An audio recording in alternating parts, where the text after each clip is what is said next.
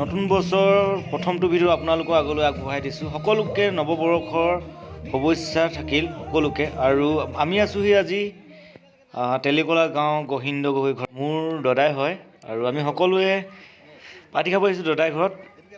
আমি সকলোৱে পাৰ্টি নতুন বছৰ। এইপিনে কৰুণ ভাই আছে ছিংগাৰ, আৰু সুদৰ্শন, আৰু এইফালে আছে সবিতা, এফালে বহি আছে চকীত আমাৰ ধপকাই হয়।